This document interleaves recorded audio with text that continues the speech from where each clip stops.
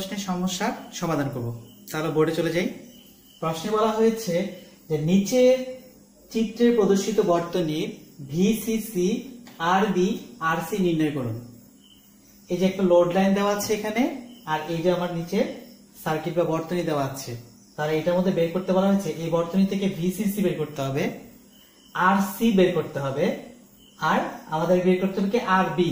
আরবি মানে এটার মান বের করতে হবে। আচ্ছা শিক্ষার্থীরা, এখন আমরা আগে লোড লাইন সম্পর্কে একটু ধারণা নিয়ে নিই। লোড লাইনে মূলত কি হয়? লোড লাইন হচ্ছে জিরো সিগন্যাল। জিরো সিগন্যালে অর্থাৎ যখন কোনো ধরনের সিগন্যাল আমি দিব না, কোনো ধরনের কারেন্ট বা কোনো ধরনের ভোল্টেজ না দেওয়া হবে, সেই অবস্থাটাকে বলে জিরো সিগন্যাল। তো জিরো সিগন্যাল অবস্থায় আইসি আর ভিসিই এই দুইটার মধ্যে সম্পর্ক, সেটাই হচ্ছে লোড লাইন। জিরো সিগন্যাল অবস্থায় আইসি এবং ভিসিই এই দুইটার মধ্যে যে সম্পর্ক, সেটা হচ্ছে কি আমার লোড লাইন। আচ্ছা, এখন দেখো জিরো সিগন্যাল অবস্থায় আউটপুটে যদি আমি কেবিএল প্রয়োগ করি তাহলে কি দাঁড়াচ্ছে? ধরো ইনপুটে আমি কোনো সিগন্যাল দিব না, অর্থাৎ আমি বলছি আইসি ইকুয়ালস টু 0 আর ভিসিই এটা ইকুয়ালস টু 0। কারণ জিরো সিগন্যাল অবস্থা, তা জিরো সিগন্যাল মানে কি আইসিও 0, ভিসিই 0। তাহলে এখন দেখো এই যে আউটপুট অংশ, এর মধ্যে আমি কেভিএল প্রয়োগ করি। কেভিএল প্রয়োগ করলে কি হবে? এটা সবসময় প্লাস ভিসি থাকে। অ্যাপ্লাই কেভিএল এট আউটপুট সাইড। তাহলে এখানে কি আসবে? প্রথমে প্লাস ভিসিসি, অর্থাৎ এটা হচ্ছে প্লাস ভিসিসি, এর থেকে বাদ বাকি অংশগুলো মাইনাস হবে। মাইনাস এই অংশটা আরসি, এখানে আরসি আইসি মানে এটা যে ভোল্টেজ ড্রপ, এখানে যে কারেন্ট, সেই কারেন্টটা হচ্ছে আইসি কারেন্ট। তাহলে হচ্ছে আইসি আরসি মাইনাস এইটার ভোল্টেজ। এখানে ভোল্টেজ কি বলবো? Collector to emitter voltage. তাহলে বলতে পারি ভি সিই। তাহলে ভি সিই ইকুয়ালস টু 0। তাহলে এটা কি করলাম? জিরো সিগন্যাল কন্ডিশনে আমি জাস্ট আউটপুটের মধ্যে কেভিএল প্রয়োগ করলাম। এইটা হচ্ছে ভোল্টেজ, এই ভোল্টেজ থেকে এখানে একটা ড্রপ হবে, এখানে একটা ড্রপ হবে, এই দুইটা বাদ দিলে যা হবে তার আলটিমেট রেজাল্ট কত? 0। এখন আসি আমি এখানে, আমি ধরি যখন আইসির মান 0, আইসি ইকুয়ালস টু 0, তাহলে মানটা কি দাঁড়াচ্ছে একটু লক্ষ্য করো। তাহলে প্লাস ভিসিসি মাইনাস আইসির মান 0 into RC minus VCE equals to 0।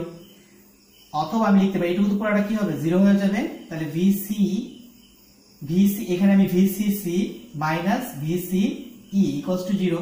সুতরাং ভিসিই সমান হচ্ছে ভিসিই, সরি এটা ভিসিসি সমান কি হবে? ভিসিই হবে।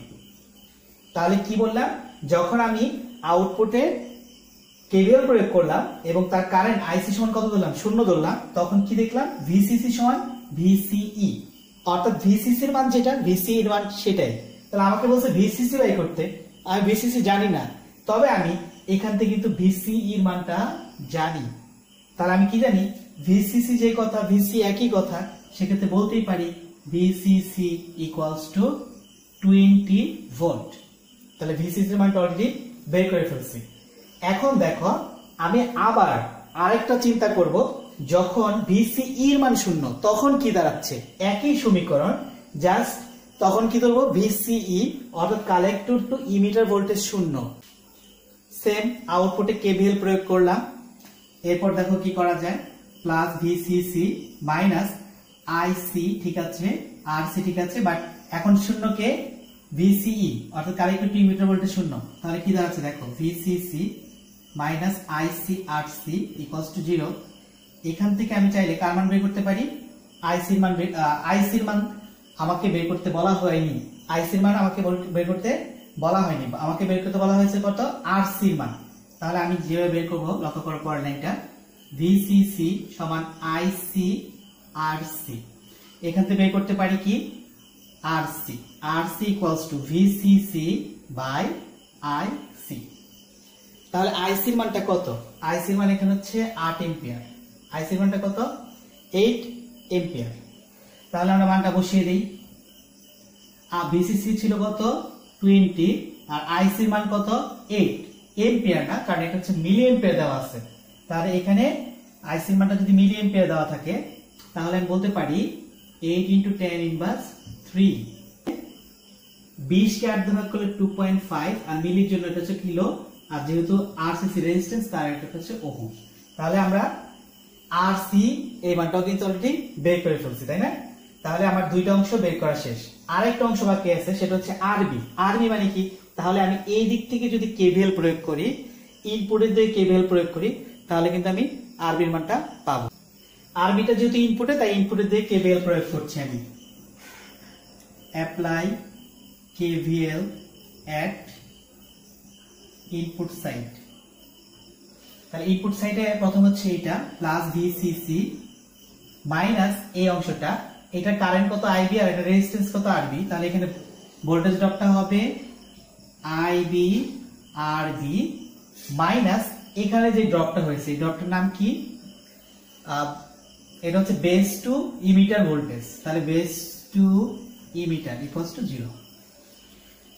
তারপর দেখি ভিসিসি মান আমার জানা আছে, ভিসিসি মান কত 20 মাইনাস আইবি মান আমি আইবি এখান থেকে বের করা আছে। এই যে দেখো আইবি কি ওর মানটা কিন্তু এখানে দেওয়া আছে, সেটা কত 40 মাইক্রো এম্পিয়ার। তাহলে এইটার পরিবর্তে লিখে দেই 40 মাইক্রো ইনটু আরবি মাইনাস বিই তার মান দেওয়া আছে 0.7। এরপর যে অংশটা করবো আমাদের কোনটা? এইটা, তাই না? তার মানে হচ্ছে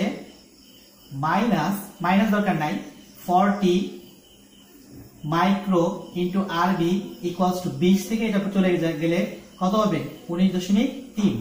তার দরকার শুধু আরবি। তাহলে আরবি ইকুয়ালস টু 19.3 আর নিচে 40 মাইক্রো মানে 10 টু দ্য পাওয়ার -6। তাহলে এইটা ক্যালকুলেশন করলে পাবো 482.5 কিলো ওহম। তাহলে এই হচ্ছে মূলত আমার তিনটা অংশের মান। ভিসিসি সেটা হচ্ছে 20 ভোল্ট, আর আরসি একটু আগে বের করলাম, আর আরবি হচ্ছে মাত্র যেটা বের করলাম। এই আমাদের সমাধান। শিক্ষার্থীরা, এবার আমরা 9 নম্বর প্রশ্নের সমাধান করব। 9 নম্বর প্রশ্নে বলা হয়েছে একটা সার্কিটের মাধ্যমে দেখাও যে জিনার ডায়োড পি ক্লিপার হিসেবে কাজ করে। তাহলে এখানে দুইটা কথা বলা হয়েছে, একটা হচ্ছে জিনার ডায়োড আর হচ্ছে পি ক্লিপার। তাহলে এই অংশটুকু আমরা দেখি যে জিনার ডায়োডটা কি। জিনার ডায়োড হচ্ছে এমন একটা ডায়োড, অর্থাৎ নর্মাল ডায়োড থেকে তার ব্যতিক্রমী বৈশিষ্ট্যের জন্য তাকে জিনার ডায়োড বলা হয়। কি ব্যতিক্রম বৈশিষ্ট্য? নর্মাল ডায়োড ফরওয়ার্ড বায়াসে কাজ করে, কিন্তু জিনার ডায়োড সব সময় রিভার্স বায়াসে কাজ করে, এবং এর নিজস্ব একটা ব্রেকডাউন ভোল্টেজ আছে।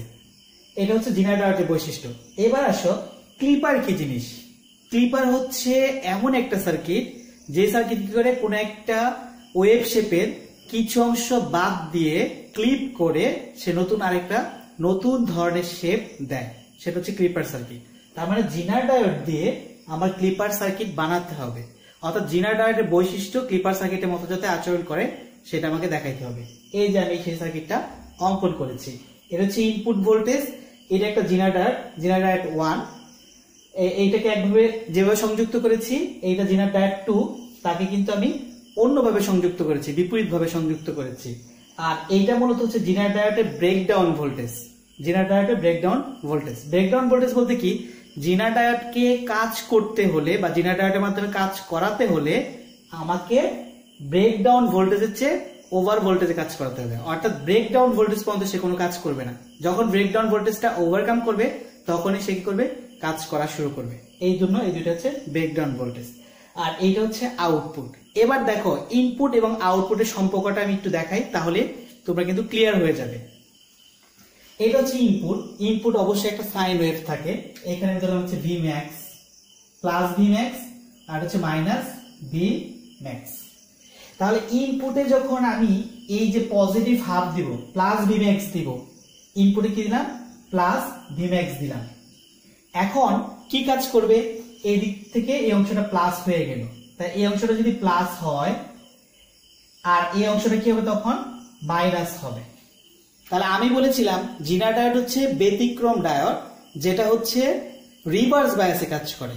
তাহলে একটু দেখো তো, এইটা হচ্ছে যদি প্লাস আসতেছে, জিনার ডায়োডের ক্ষেত্রে কি, এটা হচ্ছে মাইনাস, এটা হচ্ছে প্লাস, এটা হচ্ছে প্লাস, এটা হচ্ছে মাইনাস। তাহলে এইটা হচ্ছে জেনারেটরের মাইনাস, আর এখানে আসছে কি ভোল্টেজ, প্লাস ভোল্টেজ আসছে, পজিটিভ ভোল্টেজ আসছে। তার মানে হচ্ছে এইটাই কিন্তু সে রিভার্স বায়াস পেল। তাহলে এইটার দ্বারা কি করলো, সে রিভার্স বায়াস পেল। আচ্ছা, এখন একটা কথা শোনো, যে এই দিক থেকে ভোল্টেজটা আসার পরে এই দিক থেকে সে ভোল্টেজ যাবে না, এই দিক থেকে ভোল্টেজ অতিক্রম করে এদিকে যাবে না। কারণটা কি? কারণটা হচ্ছে এর ব্রেকডাউন একটা ভোল্টেজ আছে, যতক্ষণ না পর্যন্ত এই ভোল্টেজটা বাড়তে বাড়তে এই ব্রেকডাউন ভোল্টেজের অতিক্রম না করবে ততক্ষণ পর্যন্ত এদিকে কোনো কারেন্ট যাবে না। আচ্ছা, তাহলে এইটা আমরা বুঝলাম যে এটা রিভার্স বায়াস পেয়েছে এবং এই দিক থেকে সে কি করবে, কারেন্ট যাবে, কিন্তু এখনো যাচ্ছে না। কখন যাবে? যখন এই ব্রেকডাউন ভোল্টেজটা অতিক্রম করবে। এইটার ক্ষেত্রে কি ঘটবে? এইটার ক্ষেত্রে আসে প্লাস, আবার এখানে আসলে কত, প্লাস ভোল্টেজ। তার মানে কি, এটা ফরওয়ার্ড পেলো, ফরওয়ার্ড পেলে জেনারেটর কাজ করে না, সে কি করবে, অফ অবস্থায় থাকবে। তাহলে এটা ধরলাম আমরা অফ অবস্থায়, তার মানে এই দিক থেকে কারেন্ট যাওয়া সম্ভব না। আমি আবার বলি, যখন আমি পজিটিভ হাফ দিলাম তখন এইটা দিয়ে ভোল্টেজ যাবে, কারণ রিভার্স বায়াস পেয়েছে, কারণ আসছে পজিটিভ, আর একটা ডায়োডের কোন প্রান্ত সংযুক্ত হচ্ছে, নেগেটিভ প্রান্ত। তার মানে সেই রিভার্স পেয়েছে, এই দিক থেকে ভোল্টেজ যাবে, যাওয়ার একটা সম্ভাবনা আছে। আর এই দিক থেকে ভোল্টেজ যাবেই না, কারণ সে অফ হিসেবে কাজ করবে, কারণ সে ফরওয়ার্ড বায়াস পেয়েছে। ওকে, তাহলে এখন দেখো আউটপুটে আমি কি পাবো। আমি ইনপুটে দিলাম Vmax পজিটিভ, আউটপুটে কি পাবো, কতক্ষণ পর্যন্ত? প্রথমে আউটপুট যখন এদিক দিয়ে যখন Vmax দিলাম তখন ভোল্টেজ সিরিজটা আউটপুটে যাচ্ছিল। দেখো, এই দেখো, এইটাকে আমি একটু এখানে একটা অংশ দেখাই। এইটুকু কি, এইটাকা থেকে এইটুকু হচ্ছে VZ1, অর্থাৎ হচ্ছে কি ব্রেকডাউন ভোল্টেজ। তাহলে এইটা যদি আমি এখানে দেখাই VZ1, চিন্তা করো, আর এটা হচ্ছে মাইনাস VZ, এটা যদি মাইনাস VZ2 থাকে এরকম, তার মানে এটা হচ্ছে এই অংশটুকু আর এই অংশটুকু। তার মানে দেখো, এই অংশটুকু আমি যে অংশটাকে ক্রস করলাম সেই অংশটার দিকে দেখো কি করছি, একটা ডটেড লাইন আমি এখান থেকে টানছি, আর এই দিক থেকে যে অংশটা ক্রস করলাম সেদিক থেকে কি করবো, একটা ডটেড লাইন আমি টানবো। যদিও অনেক বেশি ডটেড লাইন হয়ে গেছে, তোমাদের বুঝতে একটু অসুবিধা হতে পারে। আচ্ছা, তাহলে এখন দেখো কোন অংশটা বললাম। তো প্রথমেই দেখো, এই যে এটা যেরকম ধীরে ধীরে বাড়তেছিল, আস্তে আস্তে বাড়তেছিল ইনপুট অবস্থায়, এও ধীরে ধীরে আস্তে করে বাড়তে থাকবে। কতক্ষণ পর্যন্ত বাড়ছে? এইটুকু পর্যন্ত, কারণ এইটুকু পর্যন্ত সে বাড়লো। বাড়ার পরেই আমার ব্রেকডাউন ভোল্টেজ তার সমান হয়ে গেছে। ব্রেকডাউন ভোল্টেজ যেহেতু সমান, তাহলে একটু যদি আর একটু বাড়ে, এর যদি আর একটু বাড়াই, তখন কি ঘটবে, তখন ব্রেকডাউন ঘটবে। আর ব্রেকডাউন ঘটলে সেটা কি অন হয়ে যাবে, অন হলে কারেন্টটা এই দিক থেকে এসে এইভাবে পাস হয়ে চলে যাবে। তখন কিন্তু আর আউটপুটে কিন্তু সেই এই ওয়েভের অংশটা যাচ্ছে না। কোনটুকু যাচ্ছে আউটপুটে? এখন চিন্তা করো, এইটুকু কিন্তু ফাঁকা, এটা কিন্তু নেই, লাইনের সাথে সংযুক্ত নেই, কারণ কি, এটা ফরওয়ার্ড বায়াস পেয়েছিল। আর প্রথম অবস্থায় এইটুকু ধরো কারেন্ট বা ভোল্টেজ আমি আউটপুটে পেয়েছিলাম। ওকে, তো যেই মুহূর্তে এখান থেকে তার চেয়ে একটু বেশি ভোল্টেজ যাওয়া শুরু করলো, তখন কি করলো, এইদিকে ব্রেকডাউন ভোল্টেজকে অতিক্রম করে ফেললো। তখন সে আর ওই দিকে ভোল্টেজ না দিয়ে এইভাবে ভোল্টেজটা এখানে চলে আসবে। কারণ আউটপুটে কি পাবো আমরা, আউটপুট কি এর সাথে সংযুক্ত না, এইটার সাথে এটার সাথে সংযুক্ত। তাহলে আউটপুটে কোন অংশটুকু পাবো? আউটপুটে জাস্ট খালি ব্রেকডাউনের সময় যতটুকু ভোল্টেজ আছে সেই ভোল্টেজটুকু আমরা পাবো। যখন ব্রেকডাউন ভোল্টেজ অতিক্রম করবে তখন কারেন্টটা এদিক দিয়ে ফ্লো হবে, এদিক দিয়ে এইভাবে একটা সার্কেল তৈরি করবে বা সার্কিট তৈরি করবে। আর আউটপুট মানে এই অংশটা কোনটুকু পাবো, এইখানে ব্রেকডাউন ভোল্টেজ যেটুকু আছে সেই ভোল্টেজটুকু পাবো, এর চেয়ে বেশি ভোল্টেজ আমরা পাবো না। তার মানে দেখো, ভোল্টেজ এখানে পিক হইলো, ইনপুটে পিক হইলো, আউটপুটে কিন্তু পিক না, আউটপুটে কি একদম সমান। কতটুকু ভোল্টেজ পাচ্ছি? Breakdown voltage. আবার এটা যখন সর্বোচ্চ মান হয়ে যখন আবার নিম্ন দিকে আস্তে করে ভোল্টেজটা কমতে থাকবে, ভোল্টেজ আস্তে করে কমতে থাকবে, যখনই ব্রেকডাউন ভোল্টেজ থেকে কমে যাবে আবার সে কি করবে, অফ হয়ে যাবে। এই জেনারেটর তখন কি করবে, অফ হয়ে যাবে, কারণ ব্রেকডাউন ভোল্টেজ কম ভোল্টেজ যাচ্ছে। তখন কি করবে, সেই ভোল্টেজ আবার সে পাবে। তখন কি করবে, এইটাও অফ থাকবে, আর এখান থেকে যে ভোল্টেজ আছে সেটা পাবো। কোন ভোল্টেজটুকু আছে, যে এখান থেকে এই ভোল্টেজটুকু আউটপুটে পাওয়া যাবে। এই তাহলে আমরা কি দেখতে পেলাম বিষয়টা কি? সেম অবস্থায় যখন আমি এটাকে V মাইনাস দিব, এখন দেখো কি দিচ্ছি, এটা হচ্ছে Vmax -1, তাহলে এটা কি হবে, এই পাশে কি হবে, Vmax +1 হবে। এইটা প্লাস, এইটা প্লাস, এই দিকে মাইনাস, এটা হচ্ছে মাইনাস। এই তারগুলো আবার সংযুক্ত করে নেগেটিভ অবস্থায়, এইটা হচ্ছে জিনার ডায়ারেক্টের নেগেটিভ, ও হচ্ছে নেগেটিভ। তার মানে কি? তার মানে এটা ফরওয়ার্ড অবস্থায় আছে। অথবা এইটা হচ্ছে জিনার ডায়ারেক্টের পজিটিভ, এই পাশে জিনার ডায়ারেক্টের পজিটিভ, তার মানে কি এই জিনার ডায়ারেক্টটা ফরওয়ার্ড অবস্থায় আছে। তাহলে ফরওয়ার্ড অবস্থায় জিনার ডায়ারেক্টটা সাধারণ ডায়ারেক্টের মতো কাজ করে। তখন আমরা ধরে নিলাম যে জিনার ডায়ারেক্টটা, এই ডায়ারেক্টটা হচ্ছে অফ, কারণ যেহেতু ফরওয়ার্ড বায়াস পেল তাই জিনার ডায়ারেক্টের বৈশিষ্ট্যের মতো সে আচরণ করছে না, তাই এই ডায়ারেক্টটাকে অফ ধরে নিলাম। তাহলে এই ডায়ারেক্টটা অফ মানে এইটা নিয়ে আমার কোনো মাথা ব্যথা নাই, এর মধ্যে কোনো বিদ্যুৎ ফ্লো হবে না। এখন আসো এইদিকে, এইটা হচ্ছে মাইনাস আর এটা হচ্ছে প্লাস। তাহলে কি হলো? এবার হচ্ছে রিভার্স বায়াস পেল। তার মানে প্রথম জিনার ডায়ারটা এখন অফ কন্ডিশন হিসেবে কাজ করবে এবং পরের যে জিনার ডায়ারটা ছিল সেটা অন কন্ডিশনে কাজ করবে। অন কন্ডিশনে কাজ করবে কিন্তু অন এখনো হয় নাই। কতক্ষণ পর্যন্ত অন হবে? যতক্ষণ না পর্যন্ত এই ব্রেকডাউন ভোল্টেজকে ওভারকাম করতে পারবে। তাহলে এইটা ব্রেকডাউন ভোল্টেজ কত? VZ2। এখন কোন অংশটা? এই দেখো নেগেটিভ অংশ। যখন নেগেটিভ অংশ এবং কাছ থেকে করে শুরু হইলো, এটাকে আমি কিন্তু VZ2 ধরেছিলাম।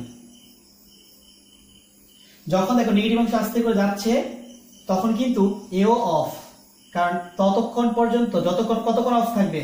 যতক্ষণ পর্যন্ত এই ব্রেকডাউন ভোল্টেজের সমান বা তার চেয়ে বেশি না হইছে। আচ্ছা, তখন এই দেখো আস্তে করে কারেন্টটা নিচের দিকে যাচ্ছে, ঋণাত্মক দিকে যাচ্ছে।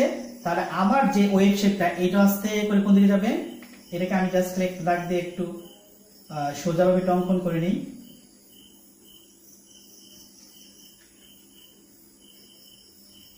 যখন কি করলো, ও এ ধীরে ধীরে নিচের দিকে যাচ্ছিল, তাহলে এও আস্তে করে নিচের দিকে যাচ্ছিল। যখন এ যেতে যেতে এই ভোল্টেজ, এই অংশটা ওভারকাম করে এদিকে চলে গেল, তখনই কি করলো? এইটার ব্রেকডাউন ভোল্টেজটা ওভারকাম করলো। তাহলে ব্রেকডাউন ভোল্টেজ যদি ওভারকাম করে তাহলে কি হবে? এটা এখন অন হয়ে যাবে। এখন দেখো কারেন্টটা এদিক থেকে, মানে যখন এখান থেকে আস্তে করে বাড়তে শুরু করলো তখনই কি করলো? সে এইটা অন করে দিয়ে কারেন্টটা এই পথ দিয়ে, এখন আর এই পথ দিয়ে ফ্লো হবে না, এই অংশটাতে ফ্লো হবে না। এখন কারেন্টটা কোন দিক দিয়ে ফ্লো হচ্ছে? এই দিকে কারেন্টটা ফ্লো হচ্ছে। তাহলে এখানে কি ভোল্টেজ তুমি পাবে?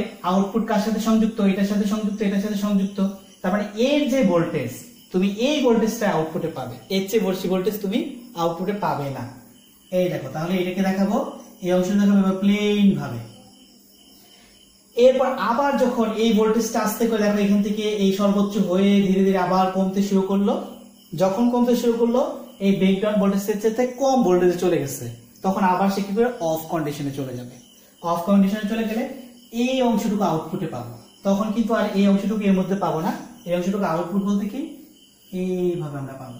তাহলে এইটা হচ্ছে আমার ইনপুট, এটা হচ্ছে আমার ইনপুট ওয়েভ শেপ, আর এটা হচ্ছে আউটপুট ওয়েভ শেপ। তাহলে এইটাই হচ্ছে একটা সার্কিটের মাধ্যমে দেখানো হলো যে জিনার ডায়ার পিক ক্লিপার হিসেবে কাজ করে।